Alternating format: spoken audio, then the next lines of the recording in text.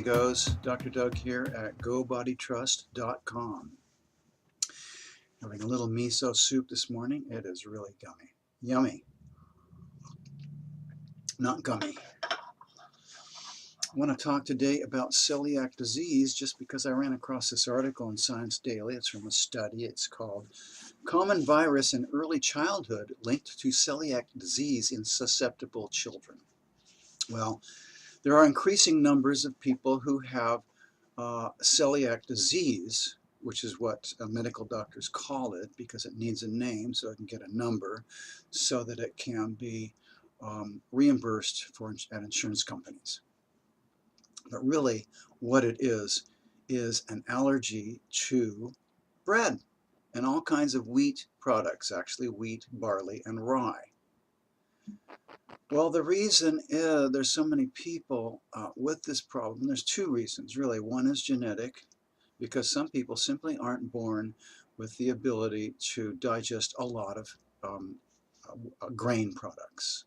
I mean, massive amounts of grain products like bread have only been with us for 10,000 years or 7,000 years, and that's not long enough to change a lot of people's genomic structure. So that's one thing. But then it's also set off by excess body weight.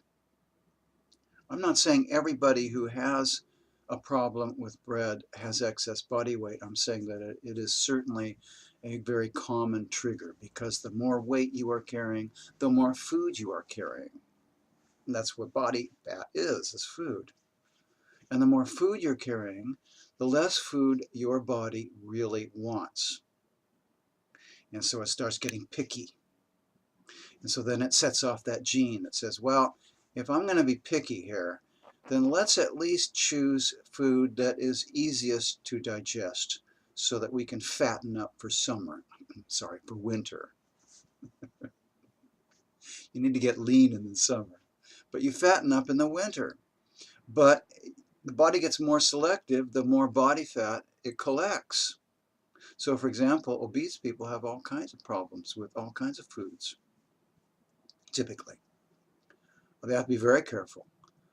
And wheat is one of those products that hasn't been around that long. And so if you have this problem and you need to eat gluten-free products, we'll go ahead and do that. Or you can simply choose to live without grains.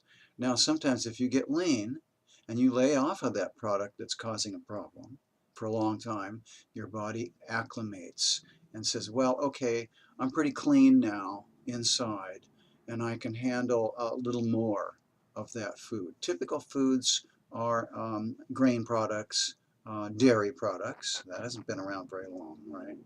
Concentrated sugar, because really in our Stone Age past, concentrated sugar came around a couple times a year with the advent of robbing a beehive, which you don't get to do every day. So it wasn't that common. Most pure sugars were derived from fruit. And sometimes nuts, like peanuts or whatever. So I'm telling you, if your body says no, listen to it. You don't need experts to test you on peanut allergies. Your body will tell you right away. You don't need someone else telling you have a gluten intolerance. If your body have already told you many times, don't do this. Bloating, right? Difficulty having bowel movements, pains. That's usually what it is. Your body's just pain. And sometimes it can get so worked up that it will close off orifices. And that can happen with a very strong allergy. But of course, when you put that food in your mouth, your body will tell you by taste to say, that doesn't taste all that good. If something's going to close off your breathing, it will tell you before you swallow it. I'm telling you it will. So trust your body on all things related to eating and drinking and everything else. And have a great day. Hasta mañana, amigos.